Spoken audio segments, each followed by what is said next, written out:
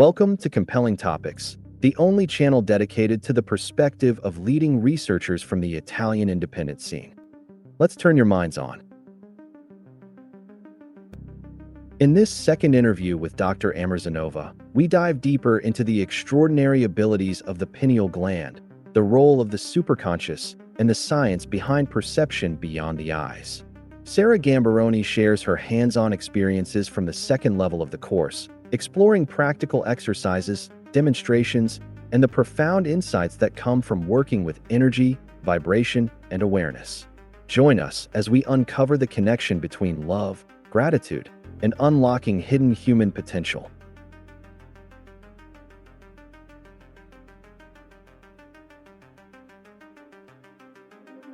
The interview opens with the highly anticipated return of Dr. Amirzhanova, sometime after the previous meeting with Sara Gamberoni. Sara emphasizes how their first video together had a very strong, almost explosive impact, and asks the doctor how she experienced that event and what reactions it generated.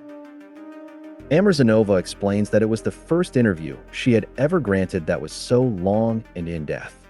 She clarifies that, up to that moment, she had always tried to avoid any form of direct publicity, relying solely on word of mouth.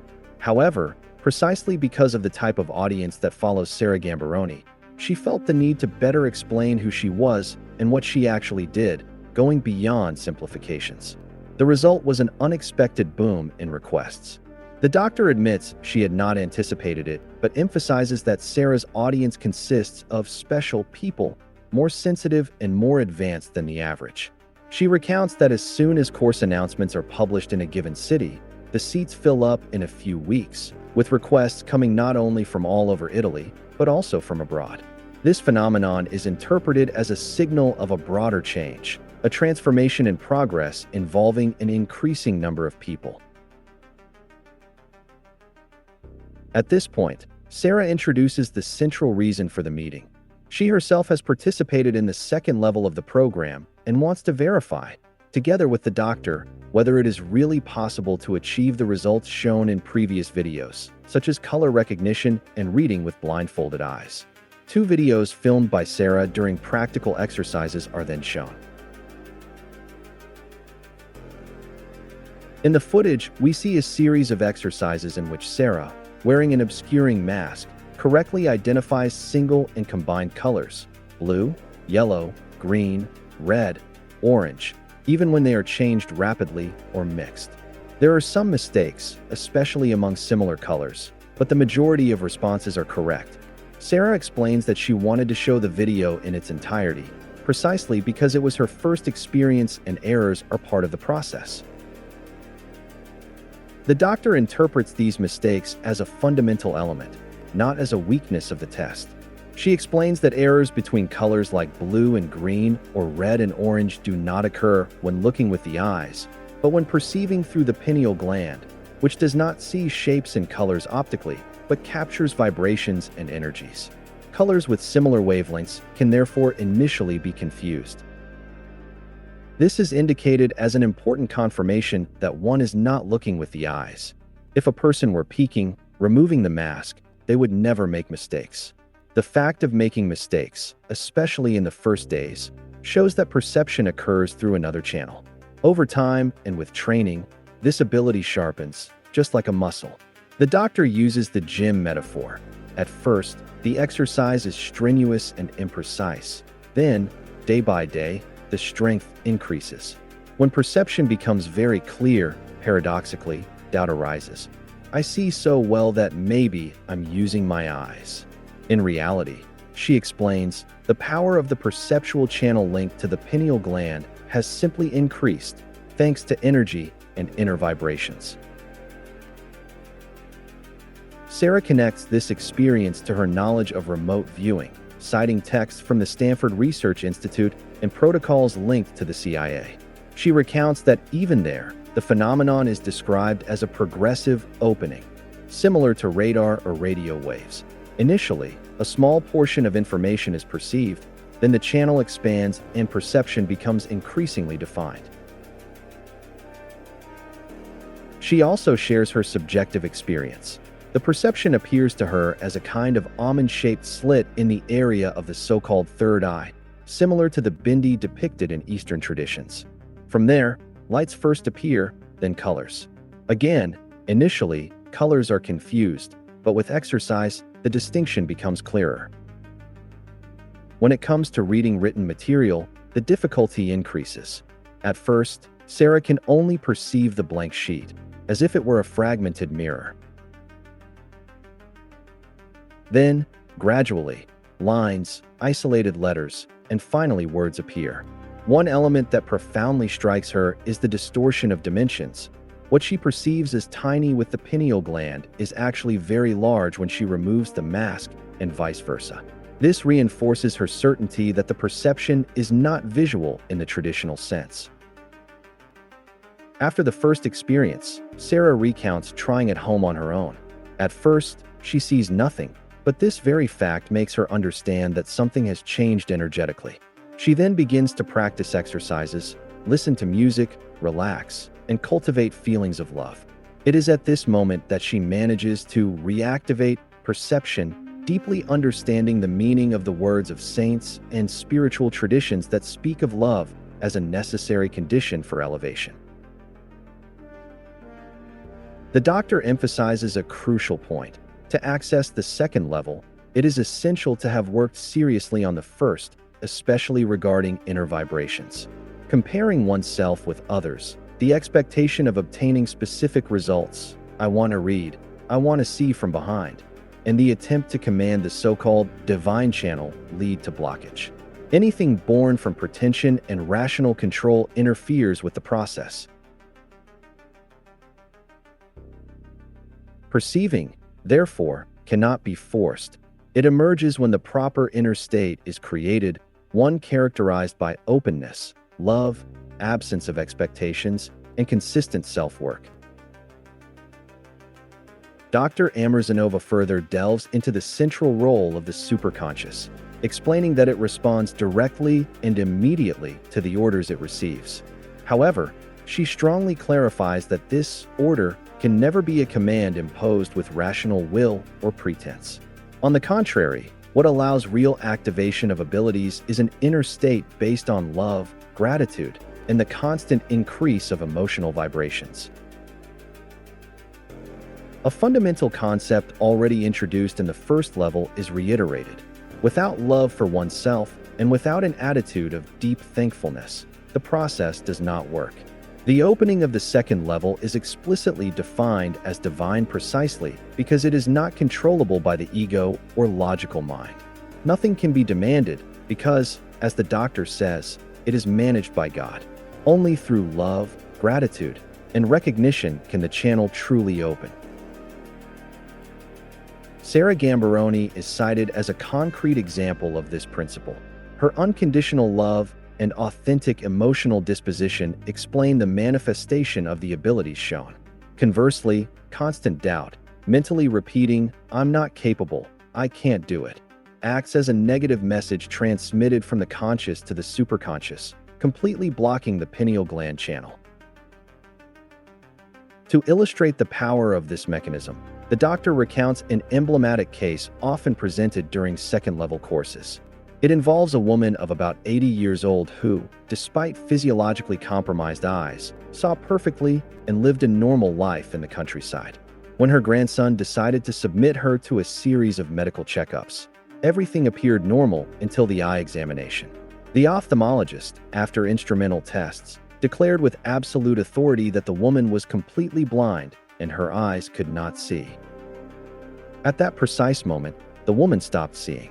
The explanation given is that vision did not occur through the eyes, but through the pineal gland, which transmitted images and vibrations directly to the brain. The ophthalmologist's statement, accepted as indisputable truth, acted from the conscious to the superconscious, closing the channel. The doctor emphasizes that this is not an isolated case, and similar situations have been observed multiple times.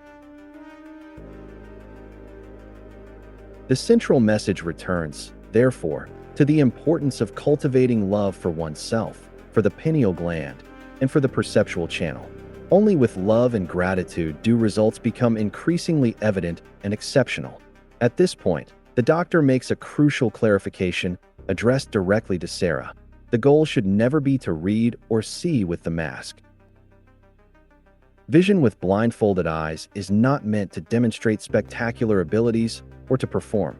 It serves exclusively to activate the pineal gland and train the brain to voluntarily enter the alpha wave state.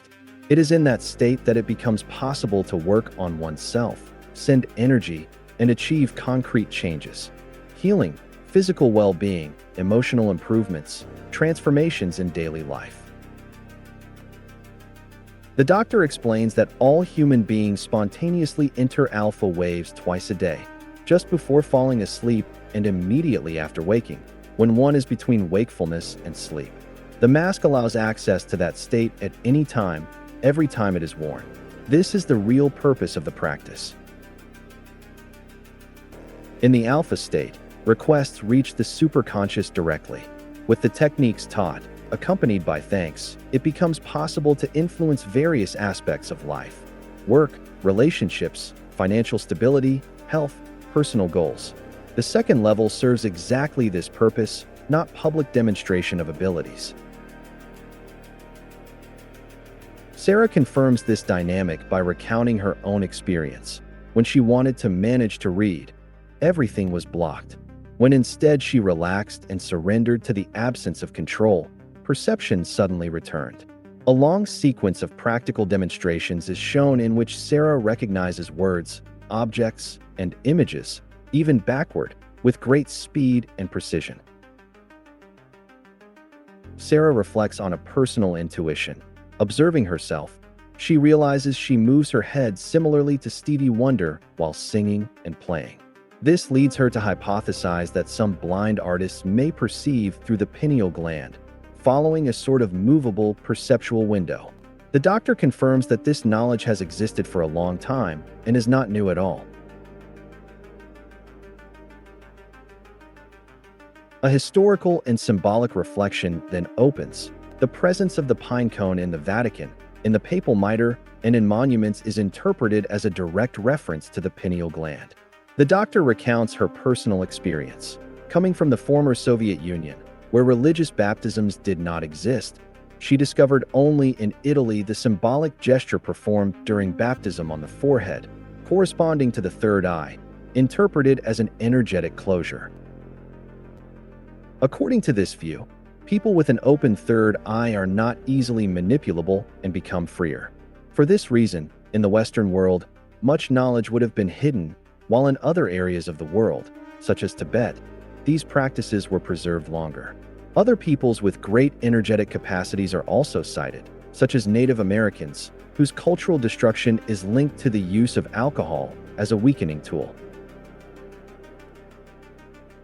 The interview then further explores the experimental validation of the abilities described by Dr. Amirzhanova through a scientific study conducted in a university setting. The doctor recounts having undergone, together with other participants, a series of tests specifically to eliminate any doubts related to possible seeing through the mask or involuntary peeking phenomena. The study was conducted at the University of Bari under the supervision of a physics professor who designed a highly controlled experimental mask equipped with cameras directly facing the eyes, infrared systems, electroencephalograms, and sensors for physiological monitoring. The goal was to unequivocally verify that, during the reading of numbers and images, no visual information could reach the brain through the eyes. Three main experimental conditions are described: a baseline condition, with the subject at rest and eyes closed; a second condition, in which the subject reads numbers projected on a screen under normal lighting; and a third condition, in which the same numeric sequence is read while wearing the mask, with the eyes immersed in complete darkness, verified multiple times via cameras, both with and without infrared. In this last condition, despite the total absence of ocular visual stimuli, the subject is still able to correctly read the numbers.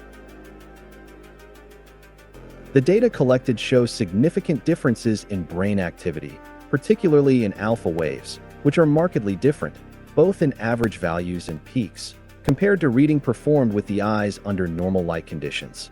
This leads to the conclusion that visual information does not arrive through the ocular channel, but is processed directly in the brain via an alternative channel identified with the pineal gland.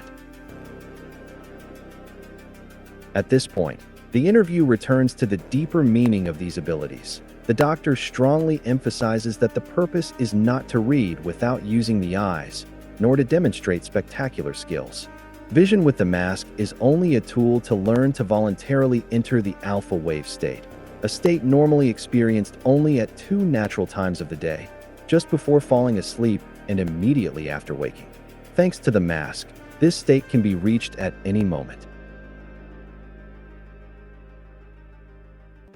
According to the doctor, it is precisely in the alpha state that it becomes possible to work on the superconscious, send requests, heal, and improve aspects of one's life such as health, relationships, work, or general well-being.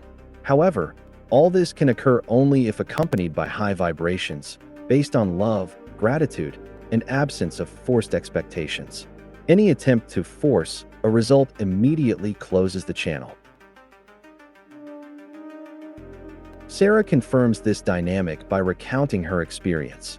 When she intentionally tried to read, everything was blocked. When she relaxed, relinquished control, and surrendered to the correct emotional state, vision spontaneously returned. Practical demonstrations show how, in this state, reading occurs quickly and fluidly, even backward, without effort. The interview then expands into a broader reflection on the role of love as the safety key of these abilities. The doctor hypothesizes that such faculties are accessible only to those who do not intend to use them to harm, as if an intrinsic protection mechanism exists. Historical and spiritual examples are cited, such as saints described in the Gnostic Gospels, capable of enduring torture without pain and performing healings precisely thanks to an inner state of absolute love. The historical religious theme of the pineal gland is also touched upon, symbolically represented by the pine cone in various contexts, and the idea that in the West this knowledge was suppressed because people with an active third eye would be difficult to manipulate. Comparisons are made with Eastern cultures and populations that preserve these energetic techniques for longer. Vision without eyes is not the goal, but an initial phase. Over time, the pineal gland would use this energy to repair and enhance the physical senses, restoring balance and well-being even to the material body. In the concluding part of the interview, a fundamental principle is strongly reiterated. One cannot demand access to inner faculties, nor command what is defined as the divine channel. Any attempt to force the experience, wanting to see, read, or achieve immediate results, produces exactly the opposite effect, closure of the process. The only correct attitude is based on love, trust, and gratitude, letting go of control. It is explained how the conscious and rational part of the human being is extremely dominant and acts as a real filter. To allow the pineal gland to function, it must somehow bypass the control of the left hemisphere, even making us believe we are seeing with the physical eyes when in reality perception occurs through other channels.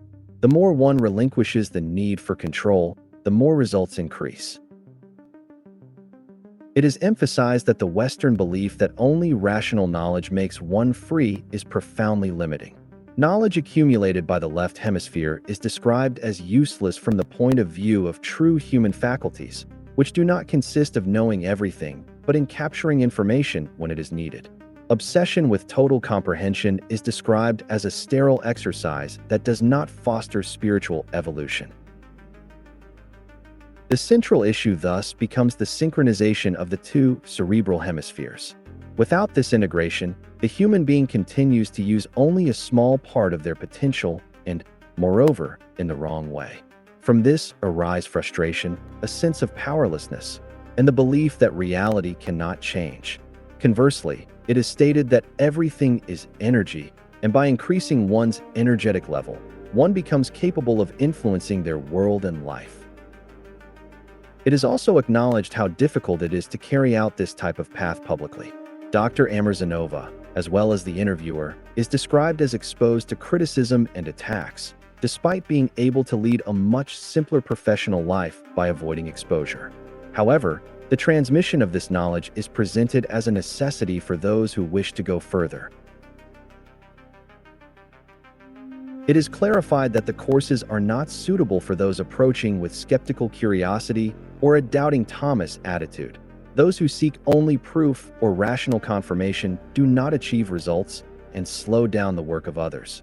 For this reason, scientific examples and videos are shown, demonstrating that no image comes from the eyes, reinforcing the idea that perception occurs through the pineal gland. Concrete experiences are recounted. People with vision problems who manage to read more lines than at the beginning of the course, people with hearing difficulties who come to hear without devices. However, it is clarified that the faculties must be maintained. The comparison is with physical training. Just as muscles weaken if not used, similarly, the pineal gland requires continuous exercise. Dr. Amirzhanova explains that this occurs through energetic and emotional exercises, already introduced in the first levels of the courses and often forgotten by students, who then complain about lack of progress. Maintaining abilities is also compared to language learning. If not practiced, they are lost, even when part of one's childhood. A decisive obstacle is represented by doubts generated by the conscious mind, which block the process. For this reason, it is reiterated that the path is intended only for those with open-mindedness, authentic curiosity, and a gaze similar to that of children, capable of marveling and welcoming new possibilities without prejudice. Towards the end, it is clarified that one should not expect everything from teachers or courses. They must only serve as a stimulus to ignite something within oneself. Once that inner process is activated, each person is called to build their own personal path, continuing to ask questions and seek. The interview concludes with a deep and mutual thank you, the sharing of upcoming training sessions and events, and the hope that in the future new quality schools may emerge, where these abilities are taught as natural human skills, on par with reading, writing, or walking. The final intent is clear: to rediscover what human beings can do, because they already have the potential.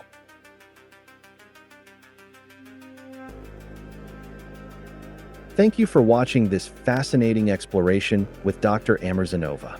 Remember, the goal is not to perform, but to cultivate awareness, energy, and the inner state necessary for true transformation. If you're inspired to explore these abilities further, check out the upcoming courses and continue your own journey of discovery. Don't forget to like, subscribe, and hit the notification bell to follow compelling topics for more insights into alternative history, science, and consciousness research.